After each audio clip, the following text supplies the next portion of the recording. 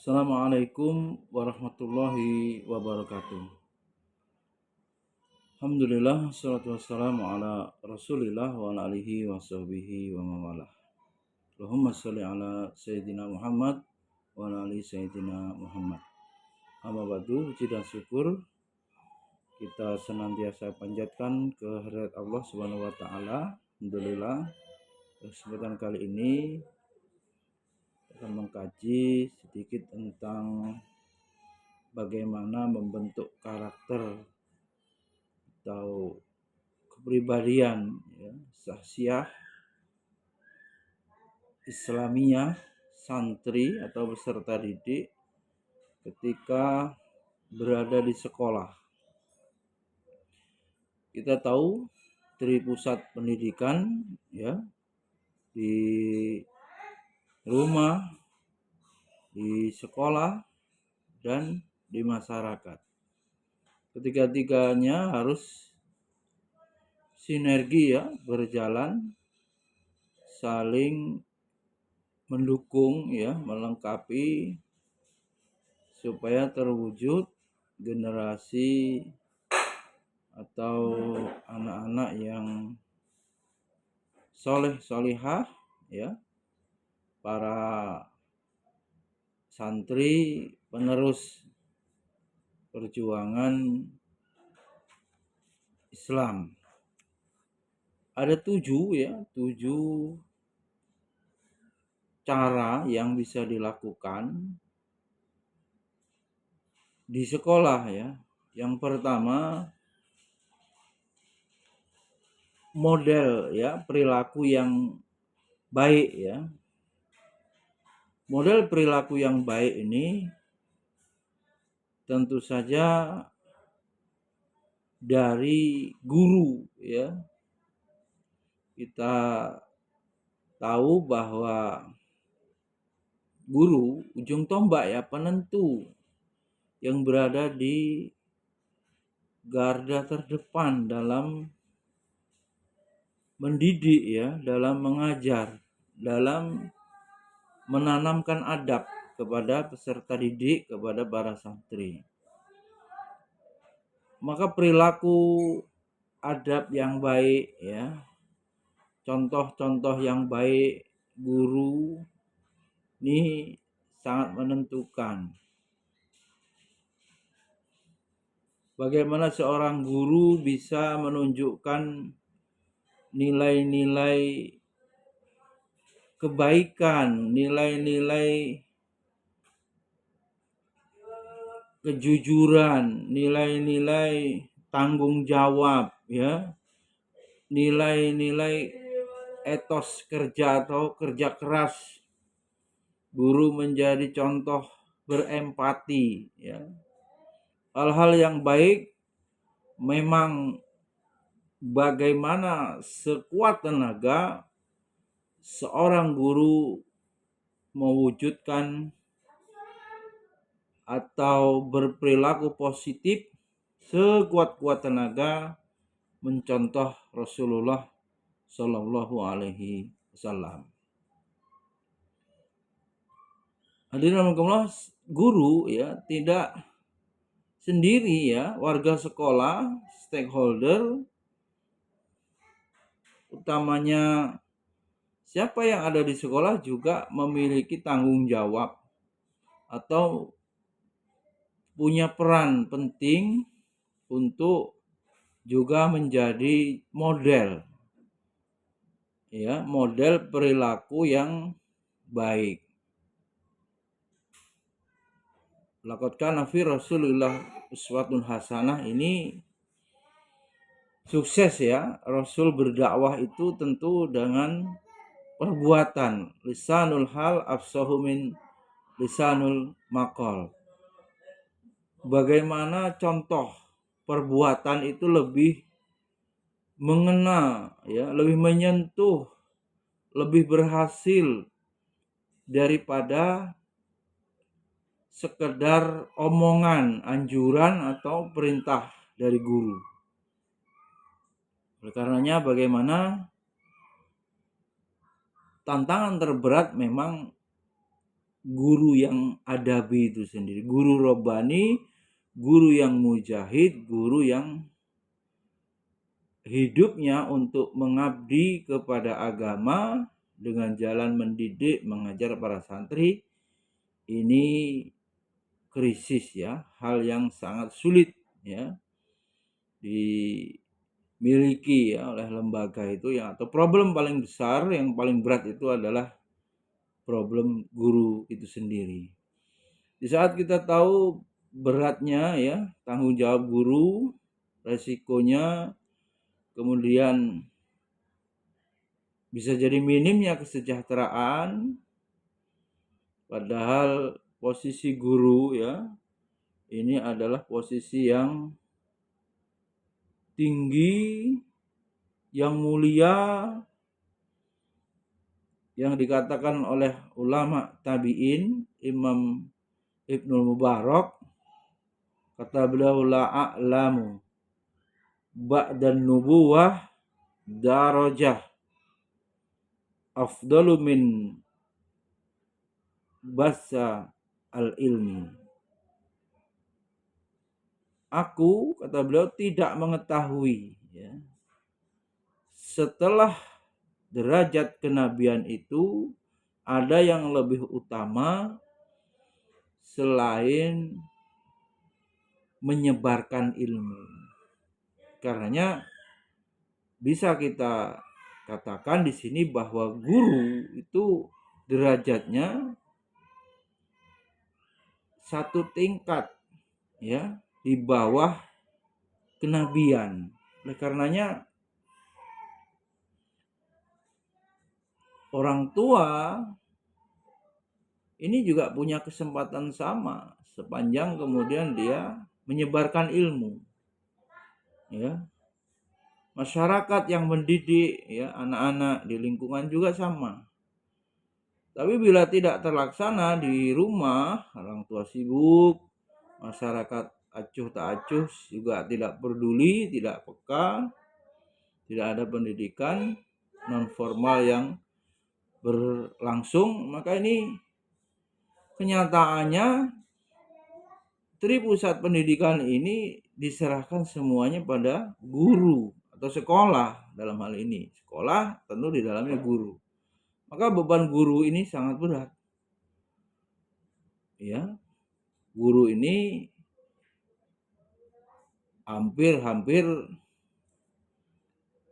ya mengambil peran atau harus memerankan fungsi masyarakat dan juga fungsi orang tua. Lebih-lebih kalau mondok ya, memondok atau guru di pesantren ya, pengasuh. Kemudian yang kedua, bagaimana menanamkan karakter ya, cara menanamkan karakter atau membentuk karakter ini di sekolah ya.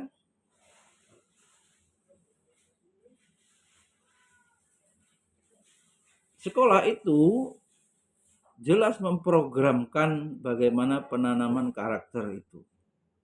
Adab kepada Allah misalnya yang ingin ditargetkan. Tentu adab kepada Allah yang pertama syirik, yang kedua memberikan hak Allah yaitu diibadahi. Maknanya apa? Santri dididik, dikondisikan sistem sekolah itu bisa memastikan setiap hari santri senantiasa beribadah kepada Allah, wajib tentu, dan ditambah dengan ibadah-ibadah sunnah ya.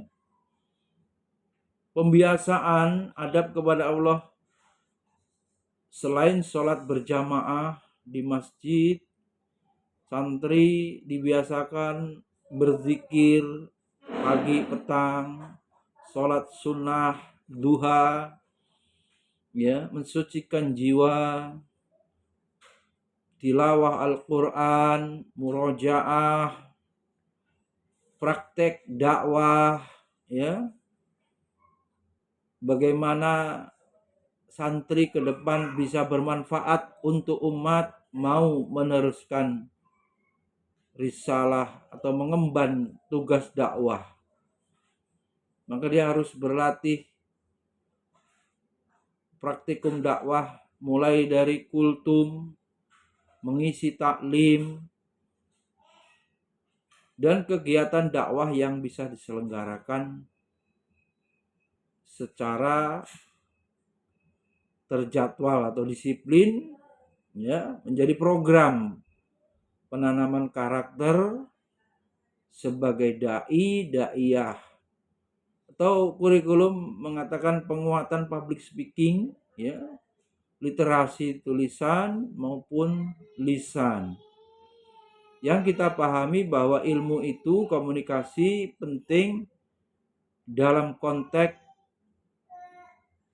perjuangan, dalam konteks melahirkan para dai, daiyah, mubalik, mubalighat yang mau berdakwah, ya, ilallah.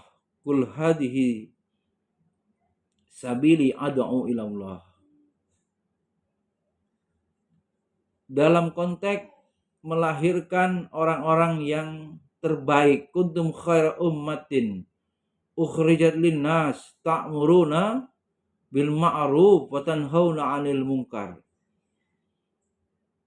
Ukuran keberhasilan lembaga pendidikan Islam khususnya adalah alumni atau para santri mau berdakwah, memberikan manfaat kepada agama ini.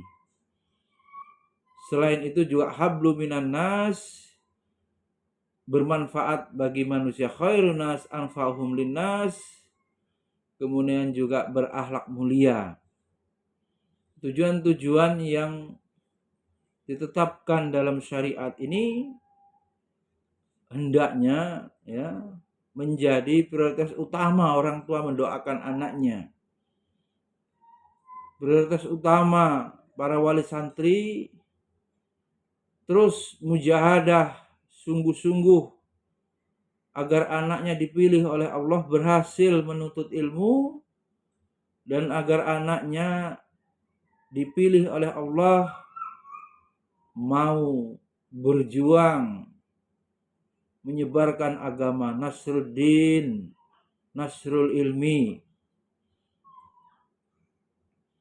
Maka pendidikan yang atau pembiasaan, ya, mengamalkan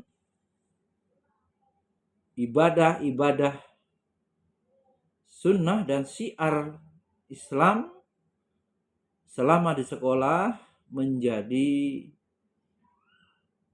kunci, ya, keberhasilan. Kemudian juga kurikulum, ya. Yang ketiga ini caranya untuk menanamkan karakter, tentu saja kurikulum. Kita pahami bahwa kurikulum secara real itu pengalaman apa yang diperoleh peserta didik ketika berada di sekolah atau belajar. Konkretnya apa yang dialami, memperoleh pengetahuan apa, dilatih, ya, ibadah apa, pembiasaan amal-amal kebaikan apa, ya. Selain juga tertera dalam daftar mata pelajaran. Sekolah yang betul-betul Islami, ya, bukan hanya namanya, ya, berbahasa Arab, istilahnya Islam, tetapi sekolah yang atau lembaga pendidikan yang Islami yang di dalamnya mengajarkan ilmu dengan adab, ya, adab terhadap ilmu yang benar. Bagaimana beradab kepada ilmu yang benar adalah mengutamakan ilmu yang hukumnya fardu ain, ilmu yang diwajibkan setiap pribadi individu untuk menguasainya. Apa itu? Pertama, ilmu tentang akidah, tentang keimanan, tauhid. Bagaimana seorang muslim memaknai hidup dan kehidupannya dengan benar. Dengan menjadi seorang muslim yang akidahnya salim, ya, selamat, lurus. Akidahnya bebas dari syubhat atau pemikiran-pemikiran sesat, ya, liberal. Kemudian juga memahami ilmu yang hukumnya wajib, yaitu ilmu tentang pelaksanaan ibadah yang wajib, ya, fikih, termasuk di dalamnya salat, termasuk di dalamnya tilawah Al-Quran, karena salat harus membaca Al-Quran. Dengan demikian wajib bisa membaca Al-Quran dengan benar. Waratilil Qur'ana tartila. Dengan mengikuti kaidah tajwid. Maka seorang santri yang lulus SD wajib dia bisa sholat. Wajib dia mengimani rukun iman dengan benar. Wajib dia memiliki akidah yang lurus. Dan ibadah-ibadah yang diwajibkan dalam syariat Islam semua dia telah pelajari. Dan ilmu yang ketiga adalah bagaimana ilmu yang menuntun menyelamatkan amal, mensucikan jiwa. Karena banyak sekali hanya mengutamakan akidah ibadah tetapi melupakan atau mengabaikan ilmu pensucian jiwa, tazkiyatun nafas.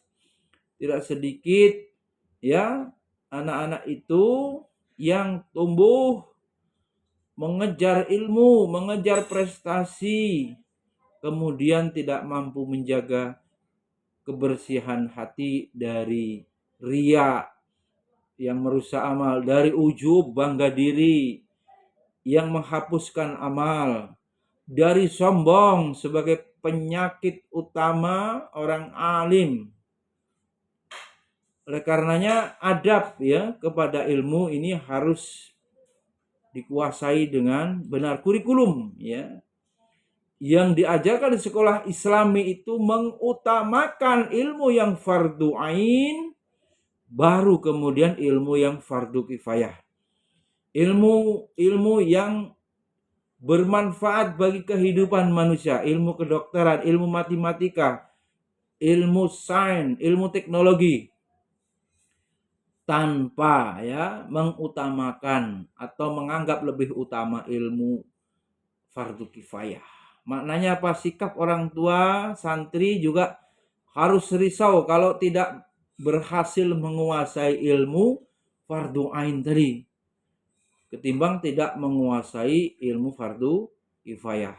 Yakinlah bahwa Allah Subhanahu wa taala pasti memberikan kelebihan.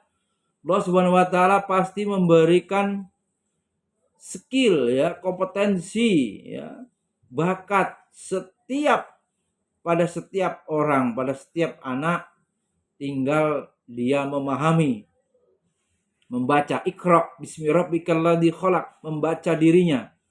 Allah menitipkan kelebihan apa pada diri saya, santri muhasabah, ya, mengevaluasi diri dan bermohon kepada Allah, bersungguh-sungguh memohon petunjuk hidayah dari Allah, apa kelebihan yang Allah berikan untuk kemudian bisa menjadi keahlian, ya, skill untuk menopang ibadah. Kalaupun dia memiliki kalian, kemudian dengan kalian itu dia memiliki uang yang banyak,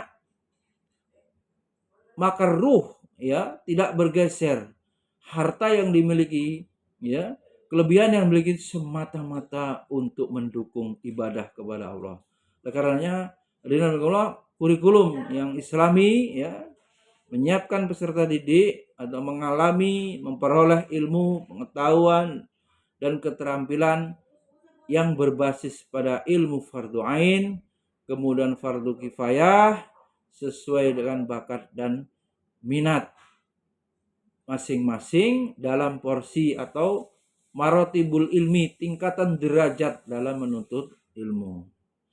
Yang berikutnya keempat, membentuk karakter santri dengan pembinaan dan bimbingan, ya. Serta didik santri terus harus dibimbing, ya, harus diarahkan untuk dapat berperilaku yang islami, berakhlak islami, beradab islami, dan mengambil keputusan-keputusan yang maslahat, ya, mengambil keputusan yang paling manfaat untuk kehidupan akhirat, kemudian manfaat berikutnya untuk kehidupan dunia.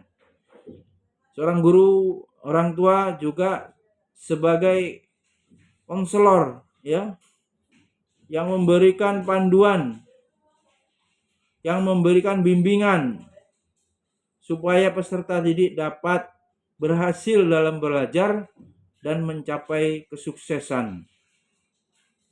Berikutnya yang kelima, untuk membentuk karakter peserta didik ini dengan sinergi, ya, perlu adanya kerjasama, perlu keterlibatan orang tua.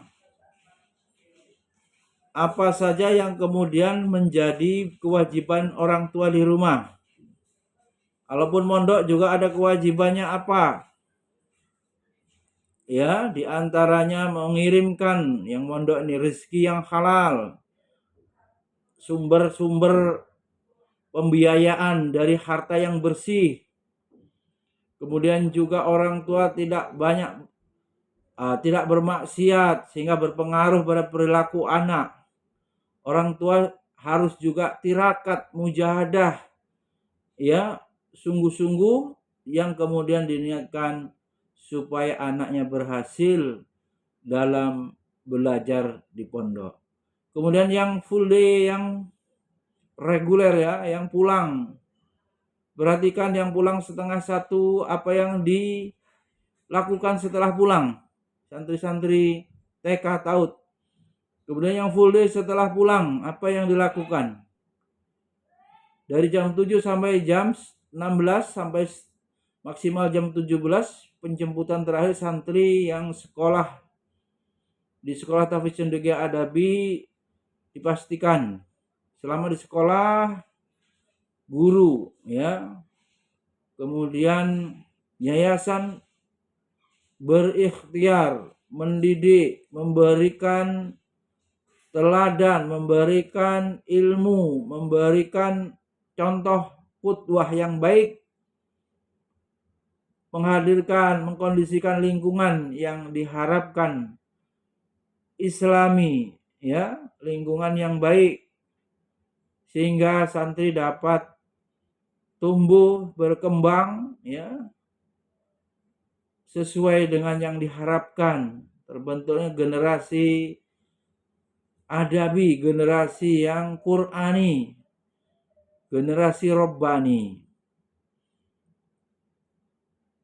Para wali juga senantiasa memperhatikan informasi, ya, ilmu bisa melalui WA grup, bisa melalui YouTube, ya, atau Facebook yang kita isi dengan ilmu, ya, yang kita isi dengan wawasan pengetahuan seputar hukum Islam, parenting, dan hal-hal yang manfaat mendukung upaya sinergi dan keberhasilan dalam mendidik peserta atau santri selama di sekolah.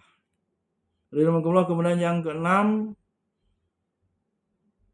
apabila sekolah itu fokus pada visi misi utama, yaitu melahirkan generasi Islam yang mau berjuang, maka ekstrakurikuler, ya, itu juga yang mendukung. Selain kurikulum utama, ekstrakurikulernya juga untuk dalam rangka mendukung pencapaian visi misi lembaga.